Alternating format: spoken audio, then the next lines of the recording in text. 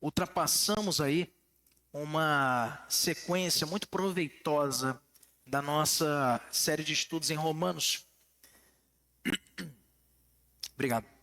E nós estivemos nos últimos 2 domingos sendo brindados pela ministração que eu pude posteriormente no canal da IPA no YouTube assistir, nosso presbítero José Osvaldo.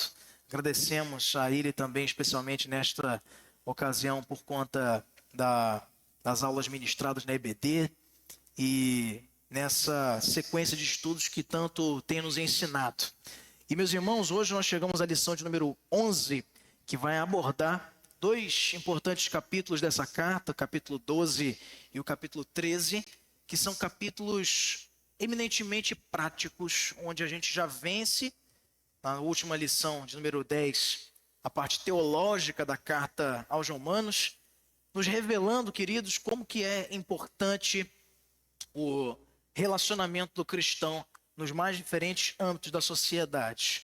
Há muita polêmica no que diz respeito à convivência do cristão na sociedade. Há alguns cristãos que pensam, interpretando erradamente alguns textos da Bíblia, que o cristão deva se alienar do contato da sociedade, devendo apenas se esmerar ou ter zelo no tocante aos relacionamentos entre os irmãos na fé. Há, por outro lado, outros que pensam que o relacionamento cristão no meio da igreja é irrelevante. Também erradamente defendem que a igreja deve apenas olhar para fora, se relacionando na política, na sociedade, nas causas sociais. E há aqueles que pensam corretamente, como a palavra de Deus nos ensina, nós vamos ver agora nesta manhã, que o crente ele deve estar atento a muitos tipos de relacionamentos diferentes, como, por exemplo, com as autoridades, entre os irmãos na fé, os membros do corpo de Cristo, cada um com os seus dons concedidos pelo Espírito Santo, que lemos aqui no capítulo 12, também com os inimigos, com os servos, com aqueles que nos perseguem, tratando cada um conforme a sua diferença, como nos ensina muito profundamente esses textos, tanto de Romanos 12 quanto de Romanos 13. E ele marca então essa ponte, uma passagem da parte teológica da carta para a parte prática, e daqui até as nossas 2 próximas lições que encerram esta tão profunda e bonita carta que estudamos aqui ao longo de 3 meses, nós vamos falar então da vida do crente na prática, embora os outros temas já tenham também nos convidado e desafiado a vermos a vida cristã sob o ponto de vista prático. Mas eu queria destacar isso para que você entendesse a importância da vida da igreja caminhar, tanto na parte teológica quanto na parte teoprática. Porque a teologia que enche a mente, que enche nosso coração de fé, precisa também alegrar as nossas mãos ao trabalho, ao serviço e ao amor a Deus sobre todas as coisas, ao próximo como a nós mesmos. Na nossa introdução, nós destacamos que o capítulo 12 de Romanos marca essa passagem do ensino doutrinário com a parte prática da vida cristã. Uma nova vida, que nós vimos nos capítulos anteriores, que é dada ao homem pela justificação, pela obra redentora perfeita de Cristo, ela importa em uma nova maneira de se relacionar. Vida correta significa relacionamentos corretos. Não é possível dizermos que temos a fé salvadora no nosso coração, mas não nos comportamos socialmente como convém, como santos, como salvos em Cristo Jesus. Nós destacamos também que relacionamentos, eles têm que ser compreendidos tanto do ponto de vista vertical como também horizontal. Há muitas pessoas que convivem mal com os seus cônjuges, não são bons cidadãos no país em que têm a sua nacionalidade ali, como nós no Brasil. Há muitos cristãos que se dizem alimentados da boa teologia, mas que não cultivam bons relacionamentos. E ainda se excusam disso dizendo, não, mas a minha vida com Deus está em dias, está ok. está correta. E, na verdade, isso é um grande engano. É tudo que Satanás quer que nós pensemos que seja possível, porque não é, nos relacionarmos bem com Deus e mal com o nosso próximo. E João nos dá essa recomendação, essa advertência na sua carta, nos advertindo, nos admoestando de que se dizemos que amamos a Deus e odiamos ao nosso próximo, a quem vemos, então somos mentirosos. Estamos a nos iludir, pois o relacionamento vertical, o nosso relacionamento pessoal com Deus, ele é autenticado pelo relacionamento que nós cultivamos com os outros. E quando nós dizemos os outros, não se resume aos membros da igreja, aos nossos irmãos em Cristo e na fé. Com estes é muito mais facilitada a nossa convivência. Entretanto, é justamente com os de fora, com os nossos inimigos, com os ímpios, com os que escarnecem da nossa fé, com os que zombam do nosso compromisso cristão, é que nós somos desafiados a dar-lhes o amor que Cristo deu a nós também, com sua infinita misericórdia. Os relacionamentos verticais dizem respeito a Deus, a sua vida devocional, a tua oração, teu compromisso com a palavra de Deus, a tua vida de testemunho lá fora, o tempo que você dedica para ter contato com teu Pai em oração, leitura da Bíblia. Mas o relacionamento horizontal diz respeito às pessoas. Em Romanos 12 e 13, Paulo vai trabalhar esses dois tipos de relacionamentos ao longo desses dois capítulos. Ele vai falar primeiro do nosso relacionamento com Deus e depois vai falar do relacionamento com as pessoas, com os irmãos na fé, com inimigos, com o Estado, na pessoa das autoridades, com a lei, aqui falando da lei de Moisés, e com o tempo. Significados aqui e conceitos que abrangem toda a nossa vida. Nada escapa aqui do entendimento de Paulo quando ele abrange a vida cristã em todos os relacionamentos possíveis. E por isso nós vamos nessa manhã nos deter a observar esses mais diferentes níveis de relacionamento onde o cristão, como uma nova criatura, como alguém que foi justificado, tem o dever de ter lá fora em todos os momentos da sua jornada. Eu lembro a você que você pode e deve fazer comentários, perguntas, e você fica muito à vontade. Levante uma de suas mãos, no tempo oportuno o microfone chegará até você para que você também contribua conosco nessa manhã de aprendizado na casa do Senhor. Em primeiro lugar, meus irmãos, o texto nos fala do relacionamento com Deus, e não é sem razão que ele começa falando do relacionamento com Deus. Quando nós observamos Romanos 12, nos versos 1 e 2, um texto bastante conhecido de toda a igreja, o apóstolo Paulo mostra que o nosso relacionamento com Deus se expressa por meio da consagração, separação. Muita gente pensa que consagração é uma unção, uma coisa muito especial, e é de fato, mas como se fosse uma coisa miraculosa ou sobrenatural. É sobrenatural, mas não como de repente você pode pensar. Essa consagração de Deus é o selo do Espírito Santo que nos acompanha e nos separa para Ele. Não nos torna perfeitos ainda, pois estamos sendo santificados, mas nos conduz para caminharmos rumo à estatura perfeita da varonilidade de Cristo. Seu caráter, seu pensamento, seu comportamento e a sua vida. Para que possamos ousadamente afirmar, como Paulo afirmou aos Gálatas: já não vivo mais eu, mas Cristo vive em mim. Esse é o alvo.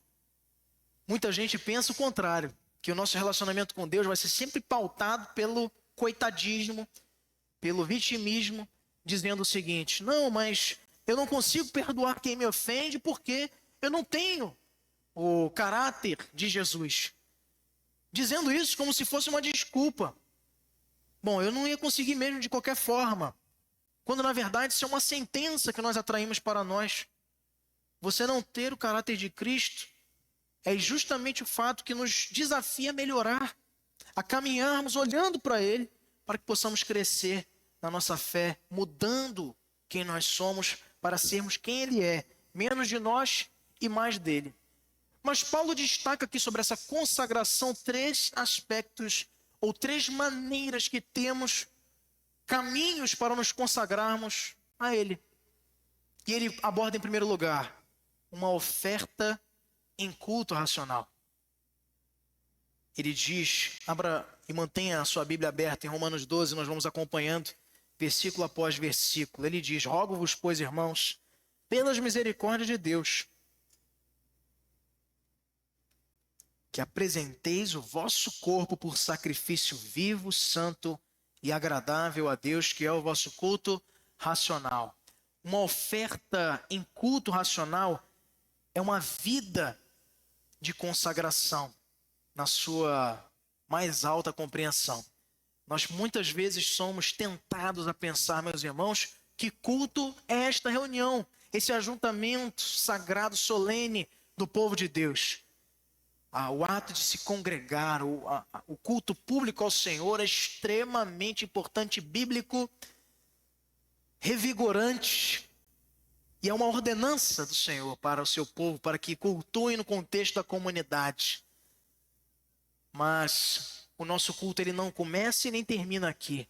Ele é um resultado de uma semana, de uma vida, de um ano, de uma jornada inteira de oferta ao Senhor. Como um sacrifício que não é apenas ritualístico, não é um sacrifício que é apenas estático ao ambiente do templo. É um sacrifício que acompanha as nossas palavras, que acompanha os nossos pensamentos, que conduz as nossas atitudes e que brilha ou resplandece em quem nós somos lá fora. Culto racional, sacrificial. Veja comigo o que o mesmo apóstolo Paulo nos diz sobre essa oferta racional na primeira carta aos Coríntios, capítulo 10, verso 31. Pedi ao nosso irmão Fábio Neves que leia para a gente.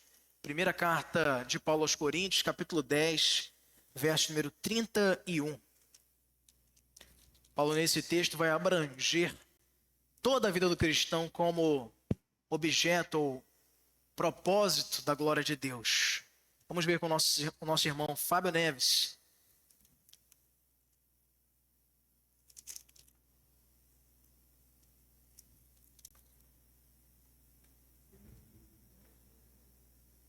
Portanto, quer comais, quer bebais, ou façais outra coisa, fazei tudo para a glória de Deus. Muito obrigado, meu irmão. Veja, Paulo está falando sobre comidas ou alimentos sacrificados a ídolos, referindo-se aí à lei da liberdade que é limitada pelo amor cristão, na convivência comunitária que a igreja de Corinto tinha tanta dificuldade de experimentar. E ele finaliza esse capítulo 10 dizendo a eles que devem observar como objetivo da glória de Deus a comida, a bebida ou qualquer outra coisa que fizesse. Qualquer outra coisa e qualquer outra coisa. O trabalho nosso deve glorificar o nome do Senhor. As nossas postagens em redes sociais devem glorificar o nome do Senhor. A roupa que você veste deve glorificar o nome do Senhor. O compromisso que você ostenta no seu trabalho deve glorificar o nome do Senhor. O seu nome perante as instituições de proteção ao crédito financeiras deve glorificar o nome do Senhor. A maneira como você se porta com os seus vizinhos deve glorificar o nome do Senhor. A oferta a Deus como um culto racional importa, meus irmãos, na nossa renúncia aos nossos desejos e principalmente a uma consagração completa. Assim como nos sacrifícios do culto levítico, cerimonial do povo judeu, cada crente deve se oferecer a Deus. É um caminho sem volta. Essa consagração ela é total, definitiva e deve ser um compromisso diário nosso. Você sabe que de tempos em tempos o sacerdote precisava levar o animal novamente para expiar o pecado do povo e o seu também e da sua família. Nós devemos acordar todos os dias pelas manhãs pedindo ao Senhor: Pai, mata-me novamente para que vivas tu em mim e morra mais um pouco a minha carne, visando a glorificação que Ele nos concederá no grande dia do Senhor. Paulo diz ainda, meus irmãos, que além dessa oferta completa, nós devemos nos consagrar ao Senhor de uma forma muito prática e negativa. Negativa em que sentido? De não fazer algo. E ele diz: não tomem a forma do mundo. Ele diz-nos assim: e não vos conformeis com este século. A gente às vezes usa muito essa expressão inconformação, inconformidade com um aspecto revolucionário. Isso remonta a muitos movimentos que, especialmente o nosso país, enfrentou. Lembramos agora no último dia 15, sexta-feira, se não me falha a memória, sim, sexta-feira, tivemos o feriado nacional da Proclamação da República, e onde em mais um evento também houve um golpe de Estado.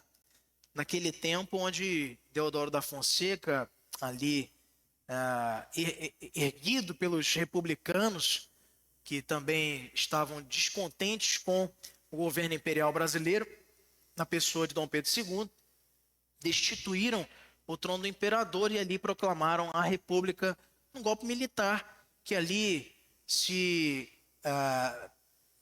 protraiu no tempo, com os anos chegando até aqui ainda neste modelo de governo. Mas fica esse registro. Assim como também, em outros tons, a própria proclamação da independência brasileira passou também por esta questão de Estado, onde Dom Pedro I, né, proclamou a independência num acordo também com os portugueses, tendo em vista questões comerciais que interessavam também aos ingleses. Isso é história para outros capítulos, mas o interessante é vermos que essa questão da inconformidade muitas vezes toma para nós essa visão de luta. Não se conforme, aquela pessoa que é inconformada, que nada aceita, que é do contra. Então a gente sempre leva a inconformação para esse lado. Microfone aqui para o Tiago, que vai fazer um comentário, mas antes, só finalizando a ideia. Inconformação, meus irmãos, tem a ver aqui no contexto bíblico não com essa guerra, com essa luta, essa resistência, embora seja também, mas diz muito mais respeito à forma de um bolo, a forma de uma massa que o crente não pode tomar. Ele tem que ser totalmente diferente dela. Se a forma do mundo ela tem a sua forma delineada ou contornada pelos ares do pecado, da carne, dos prazeres do mundo, o crente precisa ser totalmente diferente. Isso tem se perdido cada vez mais. Era reconhecível à distância. Alguns anos atrás, não digo alguns, são muitos anos atrás, um cristão andando na rua. Hoje, dificilmente se distingue um cristão no meio da multidão. Porque os crentes têm cada vez mais descumprido isto que a palavra de Deus nos ensina. Tem se vestido como o mundo se veste. Tem frequentado os lugares que o mundo frequenta. Tem nutrido e desenvolvido, como nós vamos ver agora nessa manhã, relacionamentos como o mundo desenvolve.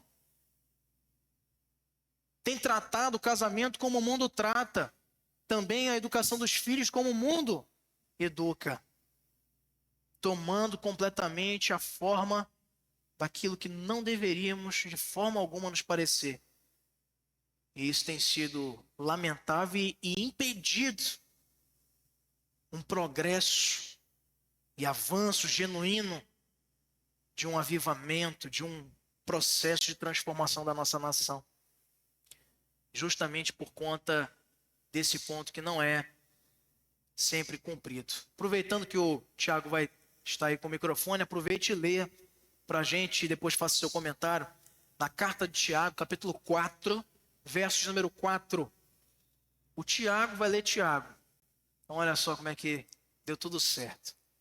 Tiago, capítulo 4, verso número 4. Veja só o que ele nos diz sobre essa, paralelamente ao que Paulo já nos disse aqui, para não nos conformarmos com o mundo, mas aqui também aprendemos sobre essa amizade do mundo que não pode ser uma realidade na vida do cristão. Tiago, capítulo 4, verso 4. Obrigado, meu diácono.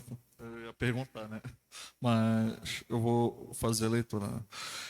A palavra do Senhor diz que infiéis não compreendeis a amizade do mundo. É inimiga de Deus. Aquele, pois, que quiser ser amigo do mundo, constitui-se inimigo de Deus. Meu comentário, Gabriel, era sobre o que você estava falando, muito importante, né? Em relação ao nosso comportamento, né? Que tem que ser único e exclusivo, né? Para Deus, né? Gostaria de destacar, né? O comportamento de uma pessoa famosa, né? E outra de pessoas que vivem através do esporte. Claro que as duas têm em comum. Em relação, não sei se você lembra, o comportamento do jogador Fred, né, que era do Fluminense, né, que ele deu uma declaração, né, exatamente sobre a fé que ele professa, né, que é muito importante, e outras pessoas são questionadas, né, por manifestar sua própria fé, né. Parece que ele falou sobre que Deus, que o Senhor esteja, né, abençoando, protegendo, né, o seu parceiro, né, parece que é o adversário dele, porque são pessoas que vivem através do esporte, né, que necessitam daquele pão. Mas muito importante o comportamento do jogador Fred, né, uma coisa, foi até o pastor que estava comentando, que parece que o Fred também é presbiteriano, né, não sei qual fé que ele professa, mas o importante é destacar o comportamento dele. Ele não agradeceu pela vitória, mas ele agradeceu pelo livramento dele, né? Porque é esporte de contato, esporte tem lesão, né? Muito importante esse comportamento. E outra que a gente convive, nós como professor, né? A gente convive e teve uma pessoa que perguntou para mim assim: por que você não agradeceu sobre a sua vitória? Eu disse que porque a vitória não é minha, né? A vitória não é minha. Ah, mas você não pode menosprezar o que foi que Não, não estou menosprezando. Eu estou me negando. Eu estou me negando porque a minha cruz ela é pesada. A vitória não é minha, a vitória é de Cristo, né?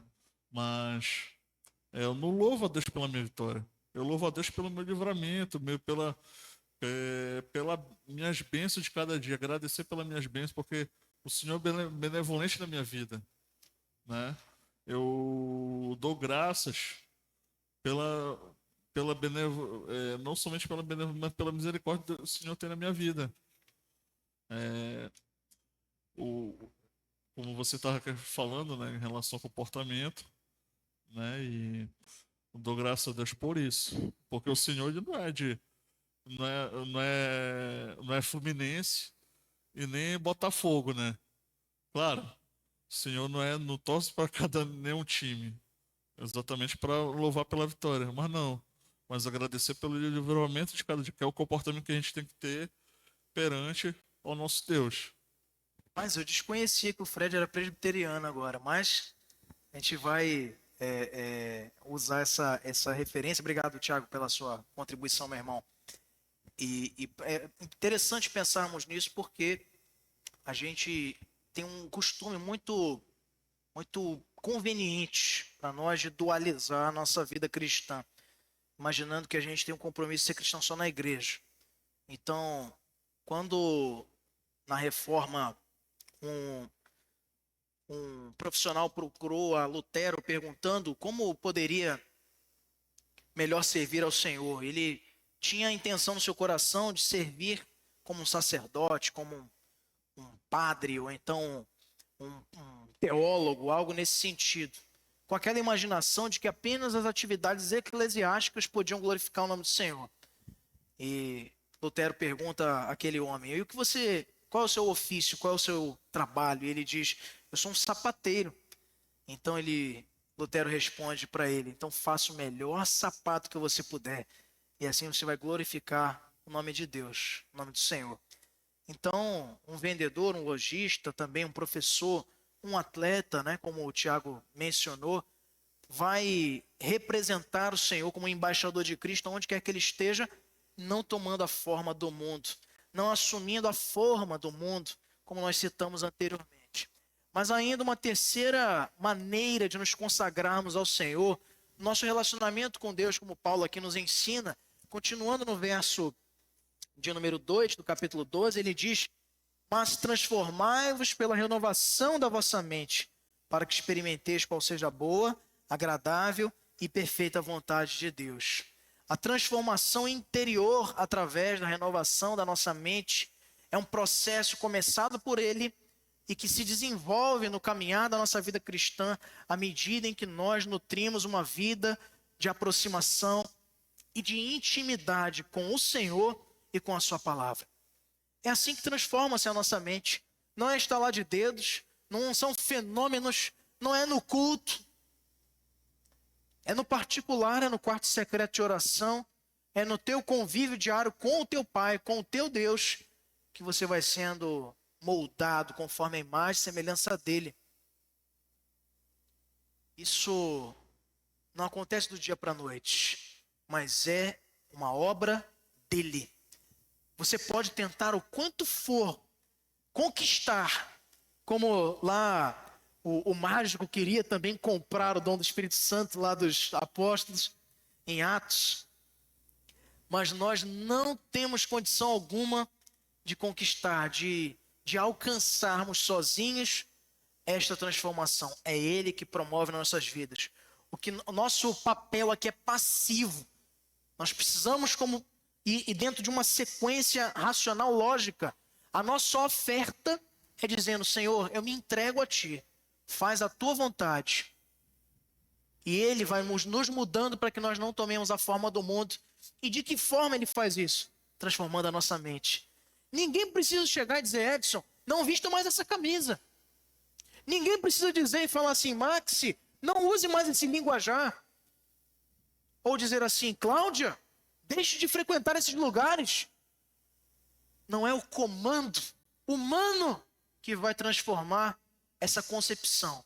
É curioso vermos, é curioso no quesito surpreendente, vermos novos convertidos abandonando voluntariamente, entre aspas, porque é o Espírito Santo transformando o coração dela, práticas antigas, amizades antigas, uma vida antiga, deixando tudo para trás, porque tudo se fez novo. Transformação da mente. A transformação da mente, meus irmãos, é um processo, é um crescimento espiritual que requer sabedoria, inteligência, porque aí, como nós vamos ver lá em Filipenses 4:8, que eu vou pedir para o nosso irmão Marcelino Pedrosa ler para a gente, Filipenses 4, verso 8, texto que eu particularmente admiro bastante, como todos os outros também, mas mostrando que em Cristo, nosso pensamento, o nosso comportamento, os nossos objetivos, eles passam a ser mudados, transformados, porque a nossa mente agora está em Cristo, é diferente, a gente não almeja mais, não planeja mais as mesmas coisas, nossos alvos são diferentes. Vamos ver o que nos diz Paulo na sua carta aos Filipenses, capítulo 4, verso 8. Finalmente, irmãos, tudo o que é verdadeiro, tudo o que é respeitável, tudo o que é justo, tudo o que é puro, tudo o que é amável, tudo o que é... Se alguma virtude seja isso o que ocupe o vosso pensamento. Então, nosso pensamento deve ser ocupado dessa forma. E com isso, nós vemos o nosso relacionamento com Deus atingir o propósito a que Ele se propõe. Nosso relacionamento com Deus, meus irmãos, não pode ser um faz de conta. Nosso relacionamento com Deus não pode ser uma brincadeira. Se a gente encerrasse o estudo aqui, nós já teríamos sido profundamente edificados. Porque a palavra de Deus nos desafia, nos constrange a vivermos uma vida de consagração. A nossa vigilância deve ser contínua, porque a nossa natureza carnal, ela grita, ela salta e quer encontrar espaço a todo momento para que a nossa vida deixe de ser pautada pela consagração ao Senhor, para que sejamos consagrados a nós mesmos. Como dizia João Calvino, o coração do homem é uma fábrica de ídolos. E sabe qual é o maior e o mais terrível de todos eles? Nós mesmos. Pastor, mas eu pensava que a pior idolatria que existia era de imagens, Baal imagens de escultura, postes ídolos, como a gente vê nesses reis de Israel que acompanhamos aí nos livros das crônicas dos reis. Piores ídolos estão no nosso coração, ídolos invisíveis. E nós precisamos, meus irmãos, continuamente entender que o nosso relacionamento com Deus, como nós vamos ver nos pontos seguintes, é o que vai pautar a saúde e o nível espiritual dos outros relacionamentos. Segundo ponto que ele nos apresenta, queridos, é o nosso relacionamento com os irmãos na fé. Nós nos relacionamos bem com Deus, com intimidade, com consagração, como vimos. Nosso relacionamento com os irmãos precisa também ser um resultado disso. Prosseguindo em Romanos 12, 3, até o verso de número 16, Paulo argumenta que como resultado direto do nosso relacionamento com Deus, nós ganhamos uma família. E como toda família, exige de nós um cuidado e compromisso no relacionamento com ela. Gente, coisa boa é família, né? Estive 15 dias agora desfrutando da bênção que é a família. Gente, coisa boa. Mas olha, a gente não tira um tempo com a família para viver numa bolha. Passa o ano todo brigando, se degladiando, aí nas férias é uma delícia, passeia e brinca, e ri, tira foto. Que família é essa? A família tem que ser assim o tempo todo. E as férias é um momento de descanso, como eu costumo dizer com a minha esposa e a minha filha agora, é o brinde, é o desfecho de uma vida cultivando bênçãos no âmbito do lar. Mas a igreja, como uma grande família na fé, ela tem também os seus desafios, como uma família tem. De vez em quando uma rusga, de vez em quando tem uma dificuldade de compreensão de algo que foi dito, de vez em quando tem enfermidade e se torna necessária a assistência. De vez em quando se lida com as pressões externas. Todas as mazelas, as dificuldades que enfrenta uma família, enfrenta também a igreja do Senhor.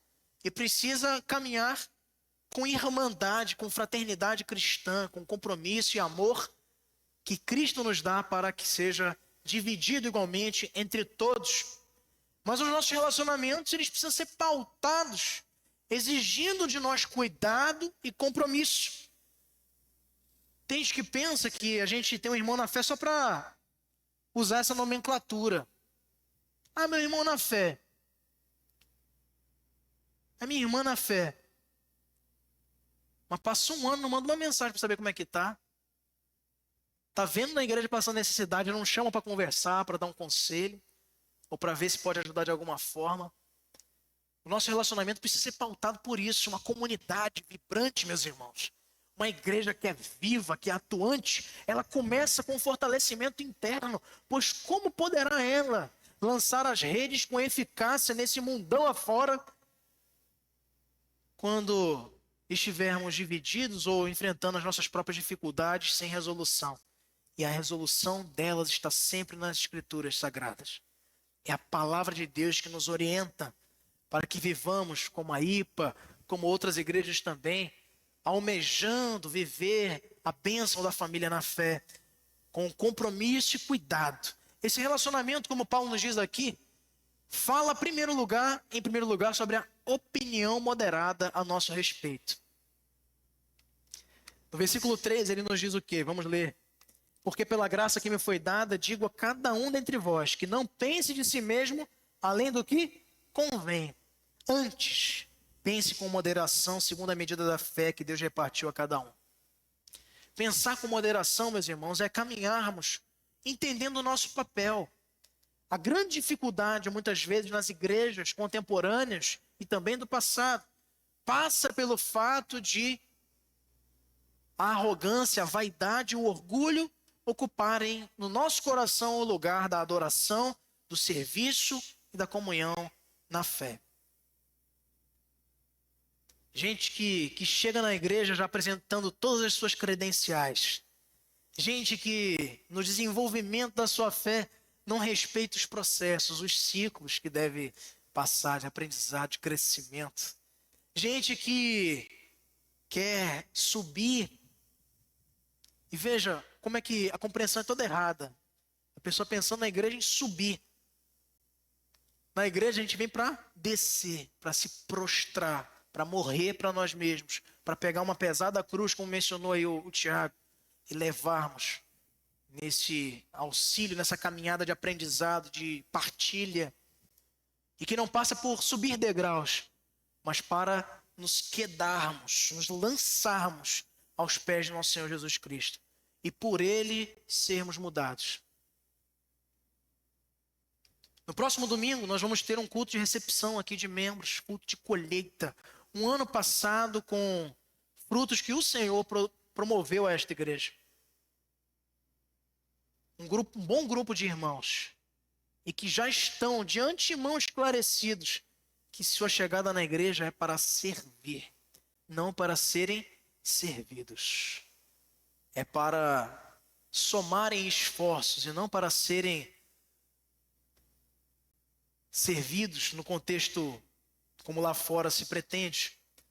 E eu já tive a oportunidade de falar algumas vezes isso à igreja. Nossa opinião a nosso respeito, meus irmãos, é o primeiro passo, porque quando nós nos relacionamos bem, entendendo a nossa miséria, entendendo que tudo que nós temos de bom é devido a Cristo, e todo o resto ruim somos nós mesmos, a gente consegue tratar bem os nossos irmãos. Quer ver uma coisa? Quantas vezes você mente? Quantas vezes você defraudou? Quantas vezes você se comportou de maneira irada?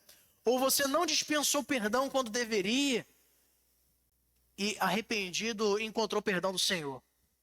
Mas não é essa sempre a nossa resposta quando precisamos tratar do pecado de outra pessoa em relação a nós mesmos. A opinião moderada a nosso próprio respeito passa exatamente por entendermos a nossa posição diante do Senhor, não pensando além do que convém, não é? Em outras palavras, no contexto mais popular, baixando a nossa bola, entendendo a nossa posição. O pastor sai de férias, ele não é insubstituível. Tem gente aqui capacitada para dar prosseguimento. Mas eu já fui em igrejas, e você sabe do que eu estou falando, que o pastor tirava férias e era gravado a pregação no culto para ser passado, porque ninguém podia subir no púlpito além do pastor. Não pensem além do que convém. Você já imaginou que coisa terrível seria isso? Então, meus irmãos, contextos que precisamos compreender para que o orgulho não tome conta do nosso frágil coração.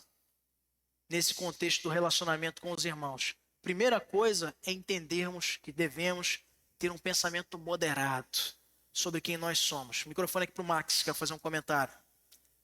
Enquanto ele chega aí, nós vamos falando logo do próximo. Um só corpo, mas funções diferentes. Os versos de 4 a 8 nos fala sobre dons que a igreja recebe. Mas antes o Max vai fazer a sua consideração.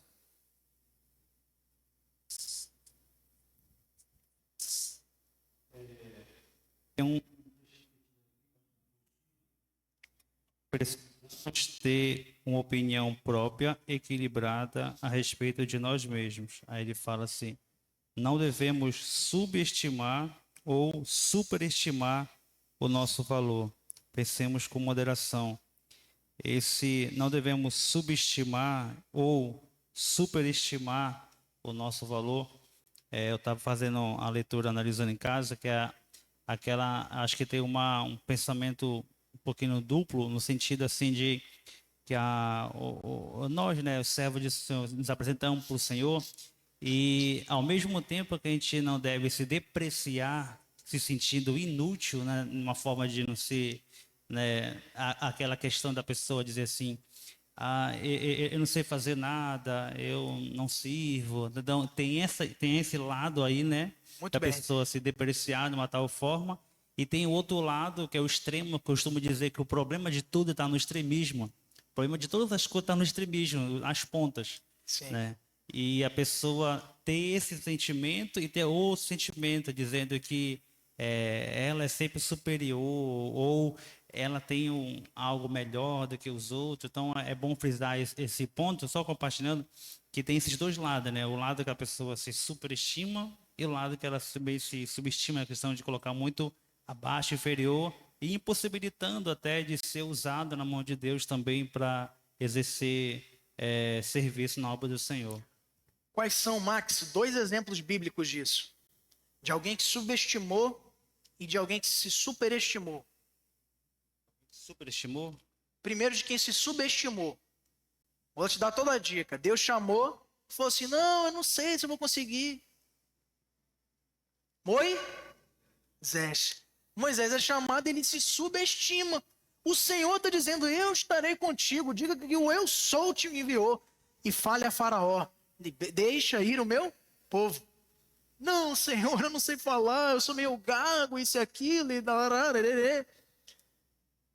E aí o texto nos mostra, tem uma animação antiga da DreamWorks, que é O Príncipe do Egito. É um filme que eu assisti mais de 500 vezes, até furar a fita na época, depois do DVD, quando eu era criança. E eu acho muito interessante nessa animação, o texto bíblico, ele nos exprime já essa ideia, mas na animação, na representação artística do desenho, do filme, fica mais evidente esse desagrado de Deus. A sarça está ardendo ali. E quando Moisés diz: não, Senhor, mas eu não vou conseguir não. Aí a sarça queima mais forte. Como é que é? Quase isso, né? Dizendo assim: quem foi que fez a boca do homem?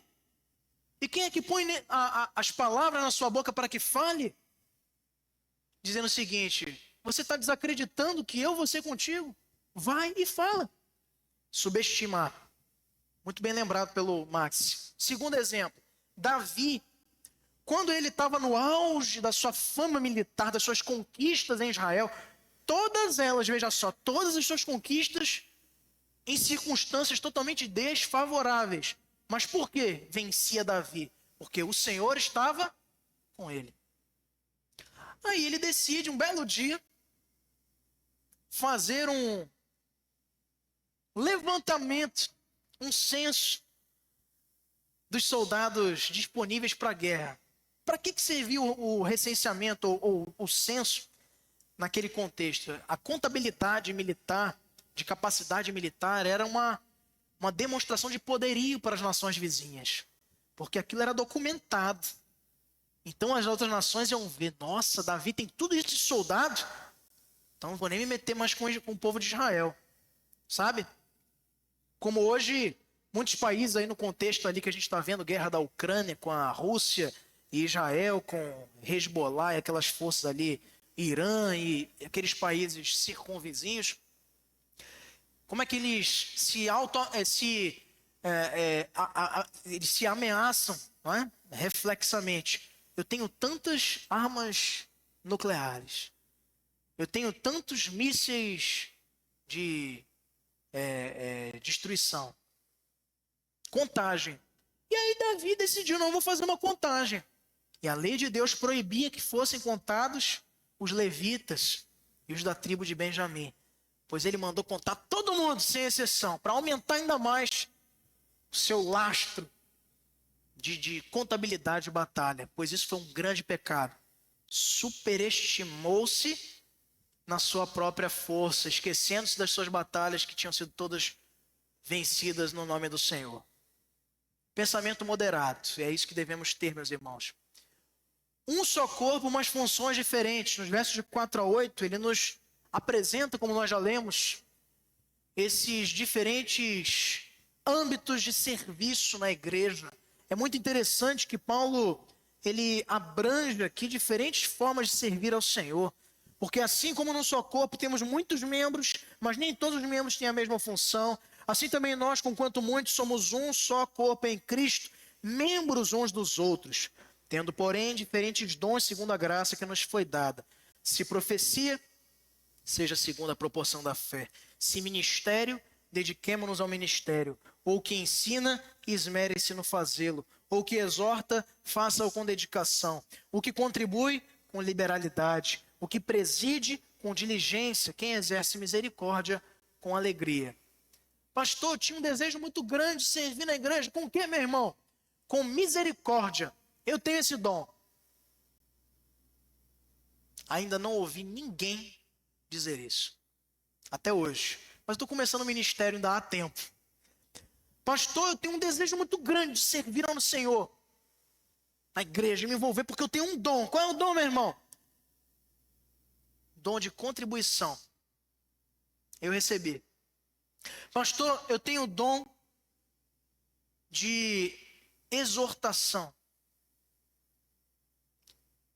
A gente elitiza alguns tipos de dons na igreja, mas precisamos entender, meus irmãos, que o nosso relacionamento com os irmãos na fé, como Paulo está aqui a destacar no capítulo 12 de Romanos, passa por entendermos que cada um dos membros tem dons.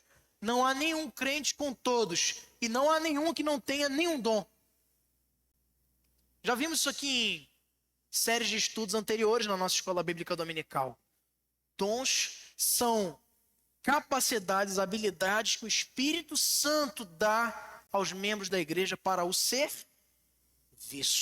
Não é para o autoengrandecimento, não é para o destaque pessoal, mas para que, como vimos no ponto 1, ele seja glorificado. E nós não nos conformemos, transformando-nos na nossa mente a imagem e semelhança dele. Muitas vezes a gente tem um coração tão duro, queridos, para observarmos a importância disso. E entendermos o bom, ou construirmos um bom relacionamento com os irmãos na fé, passa por compreendermos que uma pessoa extremamente idosa, ela ainda é útil nas mãos do Senhor, porque, quem sabe, Deus deu àquela pessoa o dom de misericórdia e está exercendo ela no âmbito do acolhimento daqueles que precisam de restauração na igreja e silenciosamente tem servido ao Senhor. Eu costumo sempre lembrar disso em relação, mas não apenas, a alguns irmãos que, como naquele time de futebol bem encaixado, tem aquele jogador que não aparece muito, mas ele cumpre um papel importantíssimo. Assim na igreja, cada um tem o seu valor, porque Deus concede dons para que sirvam no contexto da comunidade. O dedinho, que parece menos importante, ele tem também o seu valor. Experimenta perder um para você ver só uma coisa. Eu tive com o irmão Fábio aqui um pequeno acidente alguns meses atrás. Lembra, Fábio? E uma tábua escorregou do andaime onde a gente estava instalando um desses refletores aí do nosso estacionamento. E eu perdi uma unha no meu dedo, que já cresceu, graças a Deus. E rapaz, fez falta essa unha, olha. Porque vocês sabem, né? Eu sou músico. E é exatamente a unha que tocava o violão. Como é que toca agora? Só com a palheta. Mas como o Marquinhos sabe, aí eu detesto palheta. Né? Era na unha mesmo. Só que nesse período fiquei inviabilizado. Gente, cada mínimo membro tem o seu valor. E entender isso nos conduz a um bom relacionamento com os irmãos na fé. E por último, para vivermos bem no contexto da vida da igreja, dos irmãos na fé, precisamos ter responsabilidade mútua uns com os outros. Versos 9 a 16 nos apresenta isto. O amor seja sem hipocrisia. Detestai o mal, apegando-vos ao bem, amai-vos cordialmente uns aos outros com amor fraternal, preferindo-vos em honra uns aos outros. No zelo não sejais remissos, sede fervorosos no espírito, servindo ao Senhor. Regozijai-vos na esperança, sede pacientes na tribulação, na oração perseverantes. Compartilhai as necessidades dos santos, praticai a hospitalidade, abençoai os que vos perseguem, abençoais e não amaldiçoeis, alegrai-vos com os que se alegram e chorai com os que choram. Tende o mesmo sentimento uns para com os outros, em lugar de seres orgulhosos, condescendei com o que é humilde, não sejais sábios aos vossos próprios olhos. Amor fraternal, zelo sem remissão, fervor espiritual no serviço, regozijo na esperança, paciência na tribulação, perseverança na oração, partilhando as necessidades dos santos, hospitalidade, abençoar os que perseguem e nos amaldiçoam, alegria com os que choram e choro com os que lamentam, sentimento equânime ou justo uns para com os outros, isto é, tratando da mesma forma A e B, sem distinção de classe social, de cor de pele, de profissão que exerce ou de instrução intelectual. Tratar da mesma forma, uns a todos, mesmo sentimento, condescendência no lugar de orgulho. E isso aqui, meus irmãos, é uma arma na mão de quem deseja construir uma igreja saudável. Condescendência e todos esses outros degraus de relacionamento que Paulo nos ensina aqui. Não ser sábio é o vosso próprio entendimento. É entender que eu posso, tendo diversos diplomas, aprender com a minha irmãzinha, aprender com o meu irmãozinho. Eu posso ser ensinado por todos vocês, como também vocês podem ser por mim, e mutuamente, na sabedoria que o Senhor concede a cada um de nós, todos temos algo a acrescentar nessa nossa caminhada de fé. Não ser sábio aos nossos próprios olhos. Que coisa triste é alguém que fecha seu coração para ser ensinado e paralisa, estagna na vida. Porque ser aberto a aprender participa a nós a graça do Senhor, para que nós não enchamos os nossos corações com o orgulho de pensarmos enganosamente que nós já sabemos de tudo. Pois eu digo a vocês, já sendo graduado em Direito, graduado em Teologia, pós-graduado em Teologia, cada vez mais que estudo, que me aprimoro, que tento com zelo nos preparar para ministrar a igreja, cada vez mais vejo quanto que nós não sabemos de nada. E precisamos do Senhor. Dependência dele é a chave para não pensarmos além. E veja como é que Paulo ele cuida desse nosso relacionamento conosco para irradiar para os outros. Ele começa falando do pensamento, como é, Max, que você lembrou? Com moderação. E termina falando do pensamento com moderação, falando que não devemos ser sábios aos nossos próprios olhos. Mas os relacionamentos, meus irmãos, ainda vão além. Paulo ainda apresenta aqui relacionamentos com os inimigos. No trecho de Romanos 12, 17 a 21, Paulo mostra como deve ser o nosso relacionamento com os adversários, ou com os inimigos. Primeiro, verso 17, parte A, ele diz: não busquem retaliação. Nós não devemos agir com retaliação. De que forma ele nos diz isso? Vamos ler o verso 17, na parte A. Não torneis a ninguém mal por mal. Nessas férias eu tive a oportunidade algumas vezes de exercitar isso. E não digo isso para nossa vanglória, porque é difícil. Ou coisa difícil. É você no trânsito, muitas vezes, receber, não é, nessas estradas que pegamos aí, ali no Rio de Janeiro, em Minas Gerais, algumas, e a gente vindo com o carro com malas, uma bebezinha, e isso rapidamente pode inflar o nosso coração com ira.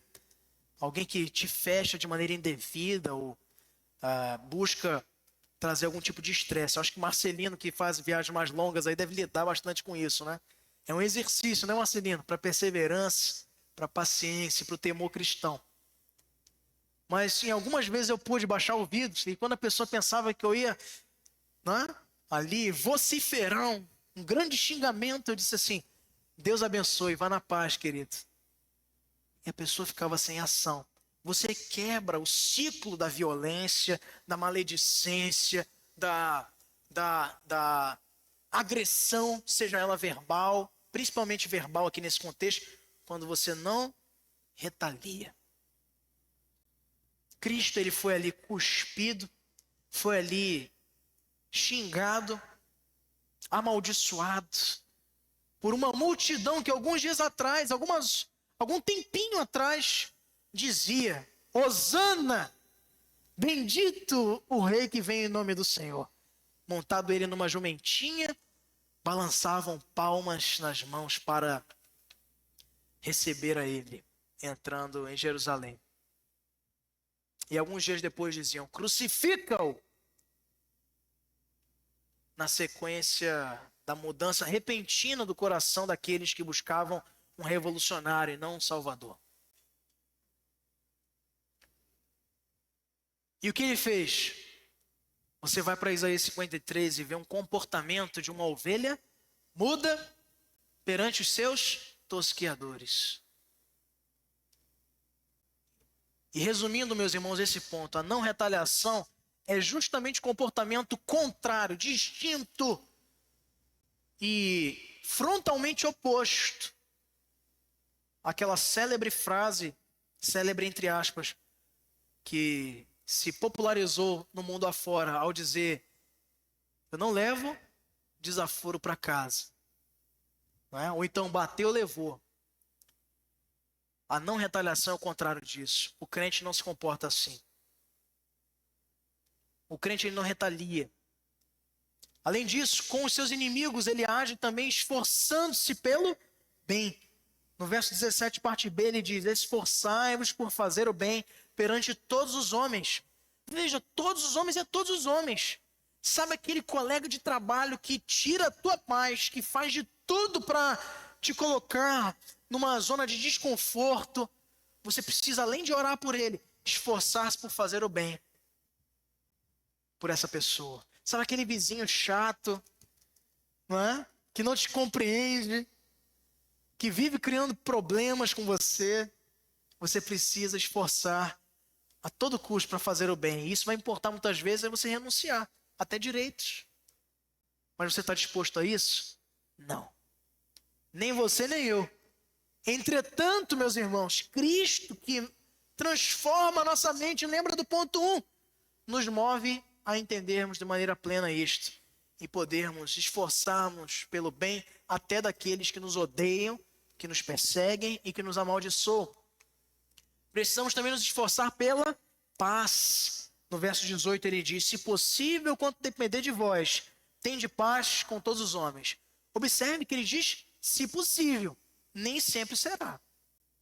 Isso é uma verdade que Paulo aqui não se furta a apresentar. Martinho Lutero, ele dizia assim: a paz sempre que possível, mas a verdade a qualquer custo. Não se pode negociar a verdade a título de conviver em paz. Exemplo: se você vai enfrentar algum tipo de prejuízo na sua família, no seu ambiente de convivência social, porque você decidiu obedecer a palavra de Deus, então mantenha-se, mesmo que isso vá importar em ambiente de contenda. Mas se for para obedecer a palavra, obedeça a palavra. Teríamos vários exemplos para citar aqui a esse respeito, mas eu vou citar um que está perto de se concretizar no nosso país. Em muitos países já é uma questão legal, um problema legal, jurídico, a questão do casamento. É nas igrejas que ainda conservam as doutrinas das Sagradas Escrituras. Pastores lá fora, em alguns países, que têm se negado a celebrar casamentos homoafetivos, já têm sofrido retaliações, inclusive sendo presos. Isso aí não é coisa da cabeça do pastor Gabriel. Pesquise na internet e você vai confirmar isso que eu estou a dizer a vocês. Nesse contexto, a guerra ela não é uma opção. Ela é o único caminho. Não no contexto um contexto ativo de que nós vamos guerrear, mas resistir e defender a fé a qualquer custo. Por isso ele diz: no que possível, quanto depender de vós. Isso não depende de nós, porque a palavra de Deus não é nossa. Nós só estamos a defendê-la e pregá-la, e não podemos negociá-la. Nosso comportamento com os inimigos precisa ser também de não vingança. Por que não vingança? No verso 19, ele nos diz o que, meus irmãos? Não vos vingueis a vós mesmos, mas dai lugar à ira, porque está escrito, a mim me pertence a vingança. Eu é que retribuirei, diz o Senhor. É Deus quem retribui, Ele é o nosso vingador. Tratamento e cuidado do inimigo, verso 20. Pelo contrário, se o teu inimigo tiver fome, dá-lhe de comer. Se tiver sede, dá-lhe de beber, porque fazendo isto, amontoarás brasas vivas sobre a tua cabeça e vencer o mal com o bem. No verso 21 ele diz, não te deixes vencer do mal, mas vence o mal com o bem. Na sua vida, com toda certeza, você já teve a oportunidade. E o melhor ambiente de você praticar isso, sabe onde é? Quem sabe me dizer? Onde é o melhor lugar para a gente praticar, vencer o mal com o bem? Oi? Desculpa? Na cozinha? É no casamento. No casamento. Melhor lugar para exercitar, vencer o mal com o bem. Por quê? Quem é que sabe me dizer?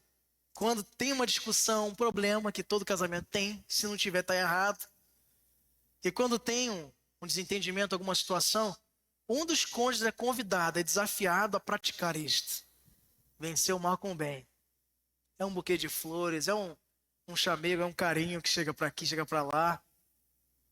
Uma Fátima está rindo ali, não sei porquê. Né? Esse comportamento, né, de preferir o que é importante em detrimento ao orgulho próprio, a estar certo ou estar errado. Vencer o mal com o bem. E qual esposa que resiste a uma atitude graciosa, né, e motivada ali do seu esposo, do seu cônjuge, com vistas ao bem do relacionamento? Não é? Vencer o mal com o bem. Quando a gente pratica isso bem dentro do casamento, para fora é mais fácil ainda. E a gente começa a entender. Numa fila, se há alguém reclamando, não, passe à minha frente, por favor, não faço questão alguma.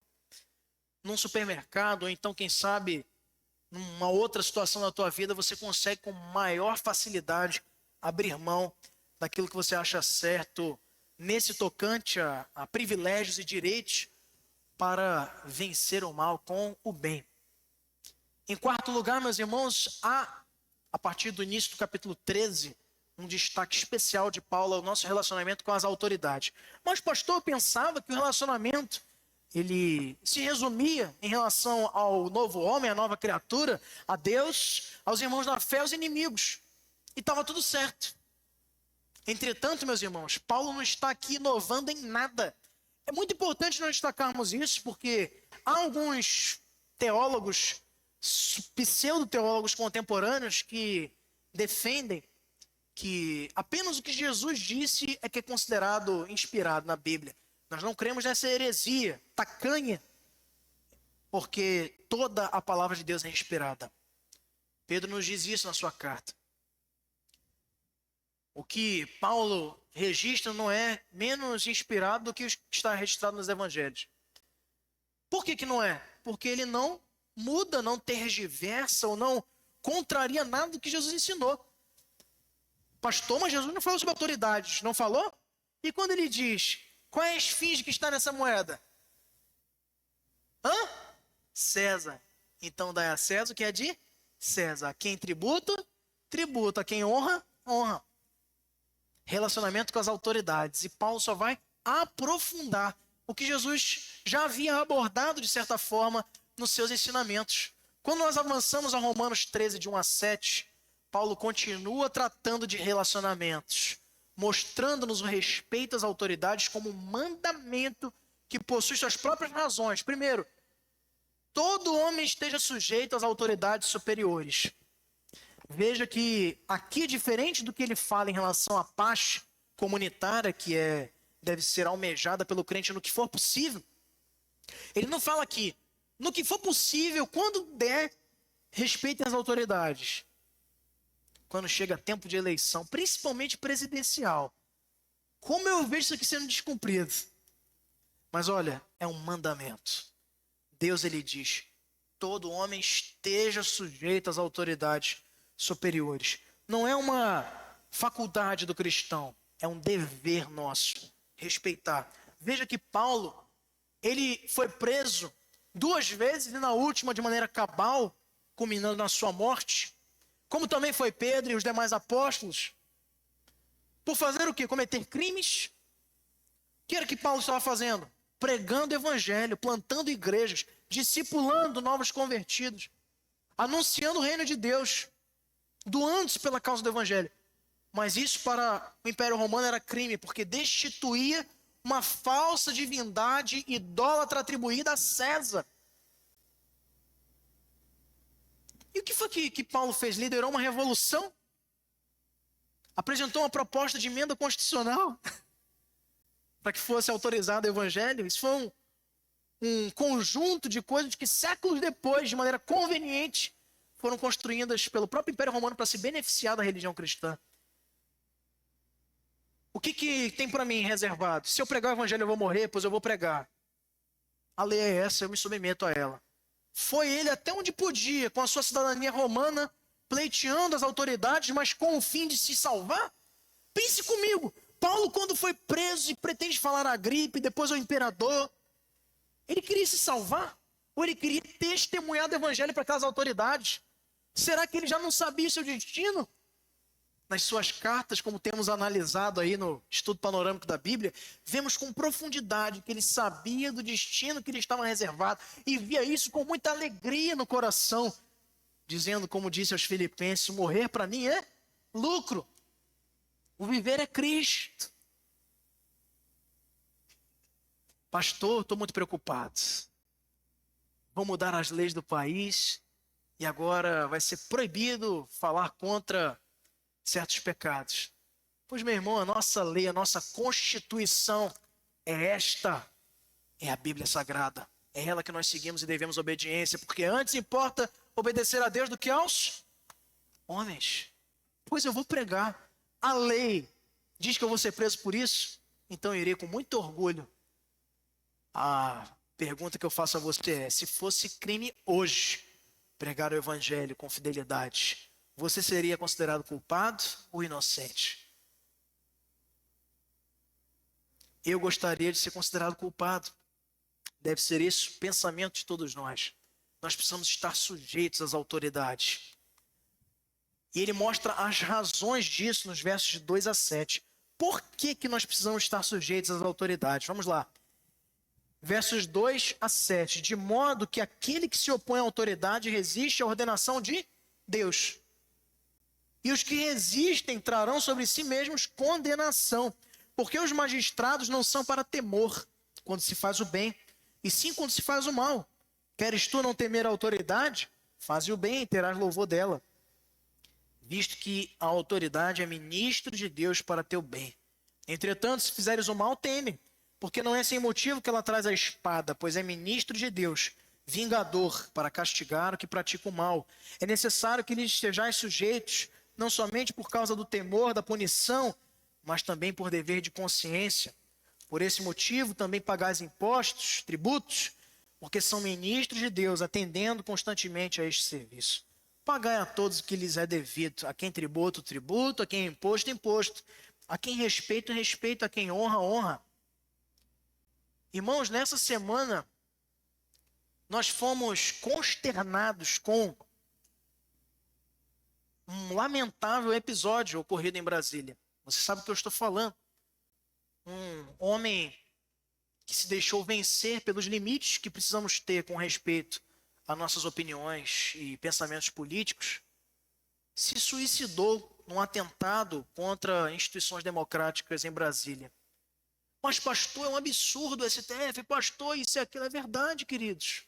Eu discordo de muitas coisas também ocorridas no âmbito das instituições, mas nós temos que ter um compromisso, um comportamento diferente, de sujeição, usando, como recebi do presbítero Santos, algum tempo atrás, um vídeo de um pastor numa audiência pública, creio eu, numa sessão da Comissão de Constituição e Justiça, apresentando sua visão sobre alguns temas de maneira cordata, respeitosa, argumentando na sabedoria do Senhor.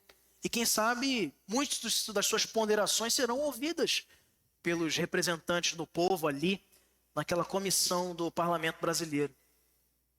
Não é dessa forma que se cumpre o que Deus quer de nós para a transformação da nossa nação.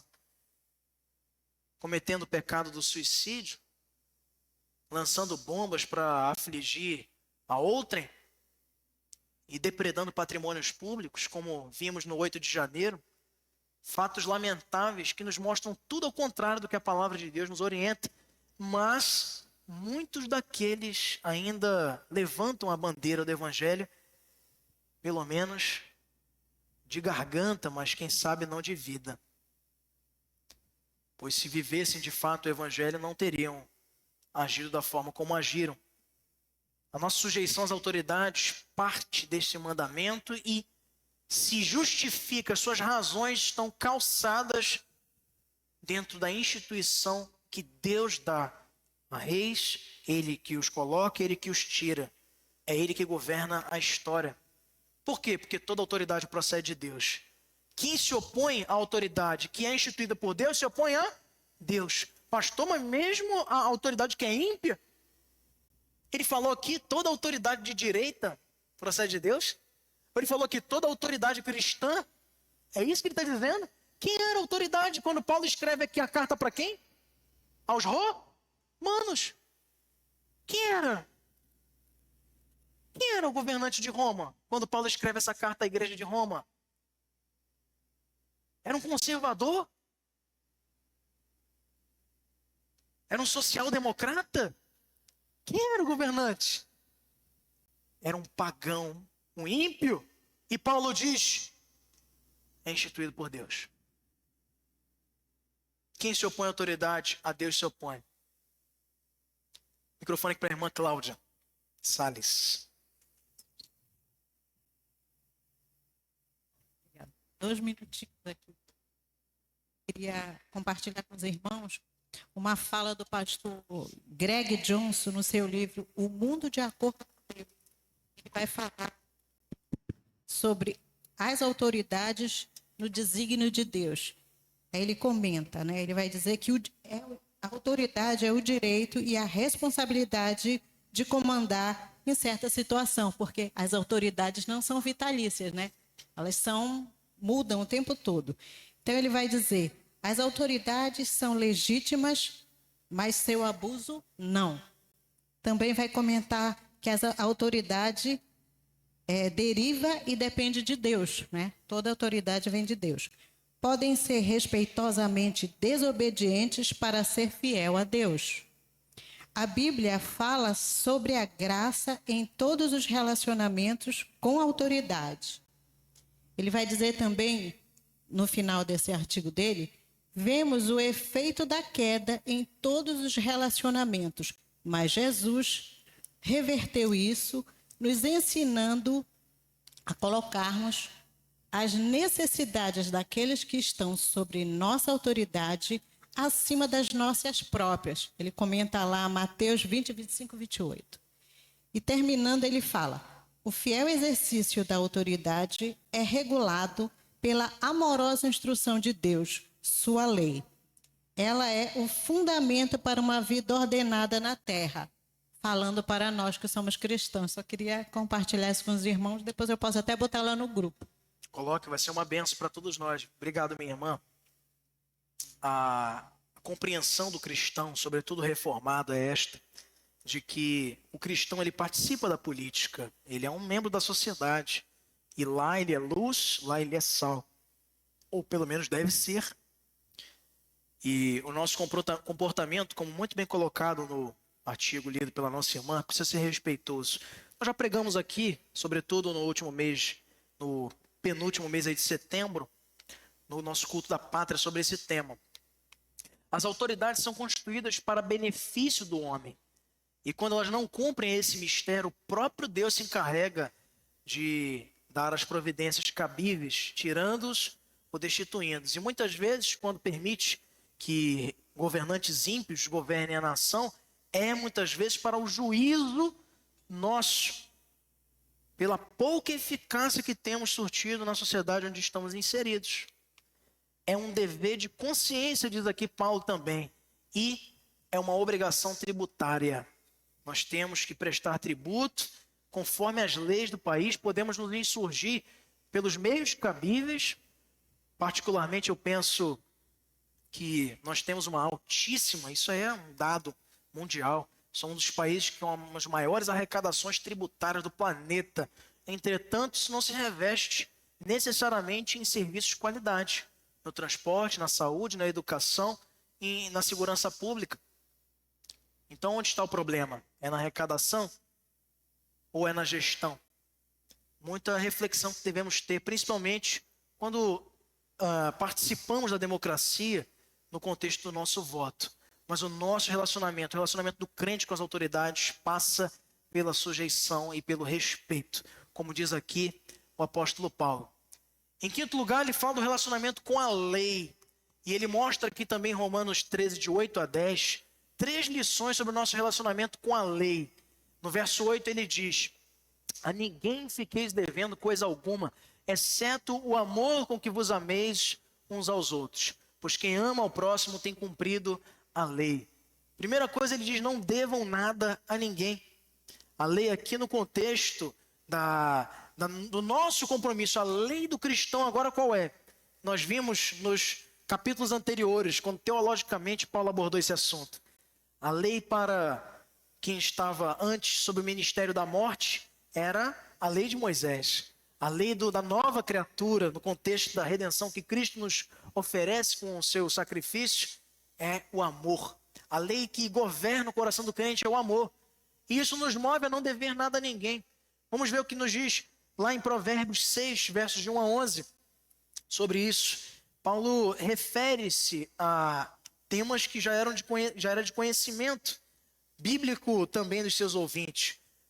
Provérbios capítulo 6, de 1 a 11. Filho meu, se ficares por fiador do teu companheiro e se te empenhaste ao estranho, estás enredado com os que dizem os teus lábios, com o que dizem os teus lábios. Estás preso com as palavras da tua boca. Agora, pois, faze isto, filho meu. Livra-te, pois caíste nas mãos do teu companheiro. Vai, prostra-te e importuna o teu companheiro. Não deixe sono aos teus olhos, nem repousa as tuas pálpebras. Livra-te como a gazela da mão do caçador e como a ave da mão do passarinheiro. Vai ter com a formiga, ó preguiçoso. Considere os seus caminhos e ser sábio. Não tendo ela chefe, nem oficial, nem comandante, no estio prepara o seu pão, na cega junto o seu mantimento. Ó preguiçoso, até quando ficarás deitado? Quando te levantarás do teu sono? Um pouco para dormir, um pouco para tosquenejar, um pouco para encruzar os braços sem repouso. Assim sobrevirá a tua pobreza como ladrão e a tua necessidade como homem armado. Não devam nada a ninguém. Trabalhem, conquistem aquilo que você precisa. Pastor, mas eu precisava tanto para ontem. Esse imediatismo da nossa sociedade contemporânea tem movido diversos nossos irmãos e irmãs na fé para dívidas sem fim. Dívidas para pagamento de dívidas e dívidas que não acabam mais. Por uma pressa em ter coisas que nem mesmo precisavam. A única dívida não quitável, diz aqui Paulo, nesse trecho da carta do capítulo 13, é o amor ao próximo. Não devam nada a ninguém, exceto o amor. Lembra quando Paulo escreve a Filemon? E ele refere-se a uma dívida que o Onésimo tinha com, que o próprio Filemon tinha com ele mesmo, com respeito à igreja de Colossos, onde ele era pastor. Veja que Paulo, ele fala, né, que era para o custo do escravo Onésimo que estava sendo devolvido fosse colocado na sua conta, para que ele não dissesse que Filemon devia tudo a ele. Essa dívida, meus irmãos, é inquitável. Ela nunca é sanada, porque nós devemos sempre a oferta do amor para todos os nossos irmãos e, como vimos anteriormente, até mesmo para os que nos perseguem. E o amor ao próximo é cumprir a lei de Deus. É a lei da nova criatura. É a lei do cristão. daquele que foi transformado, o verso 9 e 10 diz: pois isto, não adulterarás, não matarás, não furtarás, não cobiçarás, se há qualquer outro mandamento, tudo nesta palavra se resume: amarás ao teu próximo como a ti mesmo. O amor não pratica o mal contra o próximo, de sorte que o cumprimento da lei é o amor. O crente não se relaciona com a lei, andando como os judeus andavam com filactérios e pequenas menções da lei para ficar decorando aquilo. O crente, ele é governado pelo amor de forma que ele não fica pisando em ovos no tocante à sua vivência relacional. Ele se relaciona pautado pelo amor, pois se ele ama o seu próximo, ele não deseja a mulher dele. Se ele ama o seu próximo e ama a Deus sobre todas as coisas, respeita a autoridade máxima e exclusiva de Deus de dar e de tirar a vida. E por isso ele não mata, ele não se ira contra o outro, ele não profere falso testemunho, porque ele ama o seu próximo. E se ele ama o seu próximo, ele se relaciona com a lei de uma forma diferente. Não cumprindo a lei de forma pesarosa, mas cumprindo-a de maneira voluntariosa. Pelo Espírito voluntarioso que não procede de nós, mas que o Espírito nos concede que tenhamos na santificação. Em sexto lugar, o relacionamento. Sexto e último lugar, nosso relacionamento com o tempo. E Paulo finaliza em Romanos 13, de 11 até 14, falando ou mostrando que o cristão é mordomo do tempo que Deus nos concede, devendo por isso fazer um bom uso dele, remindo em nosso benefício espiritual. E ele nos dá 4 finais ou conclusivas lições sobre o tempo. Primeiro, sabemos que Deus está no controle do tempo. Ele nos manda remi-lo, entendendo que o tempo está sob o controle de Deus. Como nós vimos aqui numa série de pregações recentemente na IPA sobre o tempo. Em Eclesiastes 3:1 ele diz: tudo tem seu tempo determinado.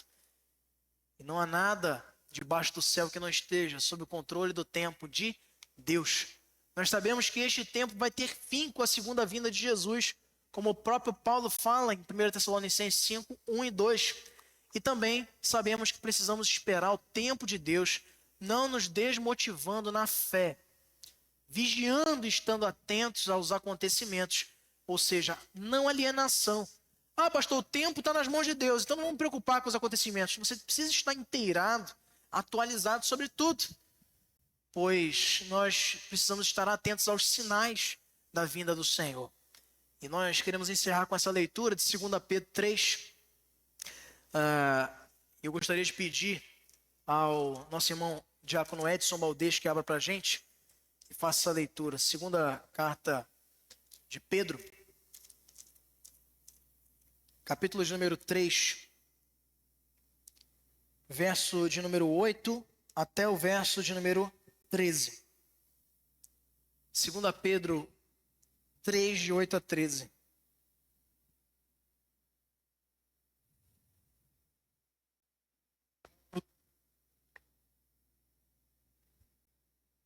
Há, todavia, uma coisa, amados, que não deveis esquecer. Para o Senhor, um dia é como 1000 anos, e 1000 anos como um dia. Não retarda o Senhor a sua promessa, como alguns a julgam demorada. Pelo contrário, ele é longânimo para convosco, não querendo que nenhuma pereça, senão que todos cheguem ao arrependimento. Virá, entretanto, como um ladrão o dia do Senhor, no qual os céus passarão com um estrepitoso estrondo, e os elementos desfarão abrasados. Também a terra e as obras que nela existem serão atingidas, visto que todas essas coisas hão de ser assim desfeitas. Deveis ser mais como os que vivem em santo procedimento e piedade, esperando e apressando-se a vinda do dia de Deus, por causa do qual os céus incendiados serão desfeitos e os elementos abrasados se derreterão. Nós, porém, segundo a sua promessa, esperamos novos céus e nova terra, nos quais habita a justiça. Paulo, ele destaca aqui o nosso cuidado com o tempo de forma a nos motivar, meus irmãos, a nos relacionarmos com ele de forma inteligente e sábia. E eu não vou me aprofundar tanto aqui, considerando até que bem recentemente falamos sobre esse tema à igreja, mas para pensarmos o quanto que nós temos sido, muitas vezes, contrários a essa recomendação divina, desperdiçando o tempo que o Senhor nos dá.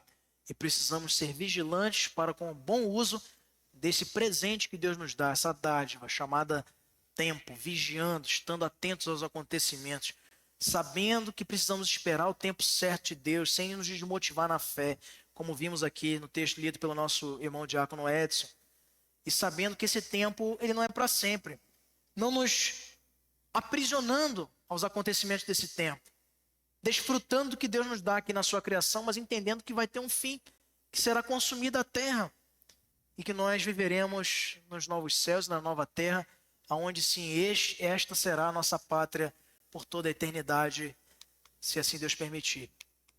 Conclusão, meus irmãos, em resumo, nos capítulos 12 e 13 de Romanos, nós aprendemos que, primeiro, nosso relacionamento com Deus deve ser pautado por uma vida de culto racional e de consagração espiritual, afastando-nos do pecado e do mundo, e assim nos parecendo cada vez mais com Ele.